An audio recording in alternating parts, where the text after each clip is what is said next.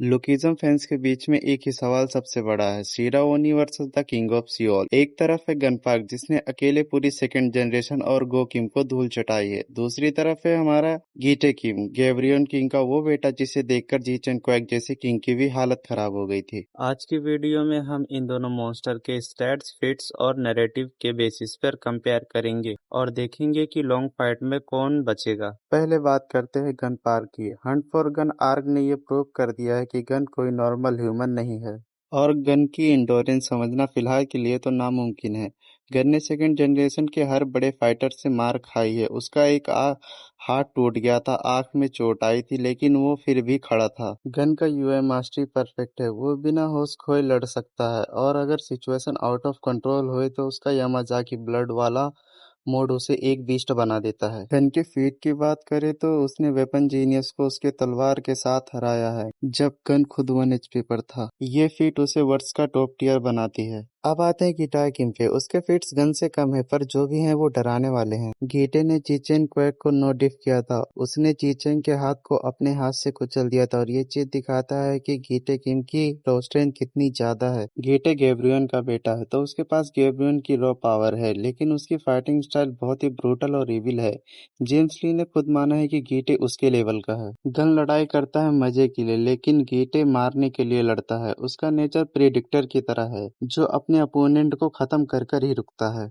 Strength के मामले में गीटे किंग गन पार्क से ऊपर है क्योंकि वो गैब्रोन किंग के ब्लड से आता है और उसके पास इंसेंट फिजिकल पावर है। टेक्निक की बात करें तो गन पार्क उसमें अपर लेवल पर आता है। Mastery of all martial art, focused karate, aikido, extra endurance के भी मामले में मेरे ख्याल से गन पार्क गीते किंग से ऊपर है। ब्लैक बोन और प्योर स्टेमिना के मामले में गन पार्क किंग है। जिचेन पर के स्ट्राइक को बिना हिले सह लेना यह दिखाता है। ड्यूरेबिलिटी के मामले में गीटे किंग अपने गन पार्क को पीछे छोड़ देता है। बैटल आईक्यू की बात करें तो एक तरफ है हमारा गन पार्क जिसे ट्रेनिंग जीनियस कहा जाता है और उसने ना जाने कितने लोगों से फाइट कर रखी है, और दूसरी तरफ है हमारा गीटे किंग जो ऐसी जगह पे रहता था जहां जिंदा रहने के लिए तुम्हें हर वक्त फाइट करनी पड़ती है, और उसने उस जगह पर राज भी किया है। तो मेरे ख्याल से बैटल आईक्यू में दोनों बराबर ही होंगे। अब बात करते हैं हम इनके फाइनल बैटल सिनेरियो की। अगर इनकी फाइट होती है तो यह एक्सट्रीम डीप होगी। गन शुरुआत में गीटे के ब्रूटल अटैक्स को टैकल करेगा और उसकी वीकनेस ढूंढने की कोशिश करेगा, लेकिन गीटे गन की तरह मार्शल आर्ट पर रिलाय नहीं करता। वो अपनी रॉ स्ट्रेंथ से वायलेंस करेगा। गन जब अपने यूआई मोड में होगा वो तभी गीटे किंग को टक्कर दे पाएगा, लेकिन याद रखिए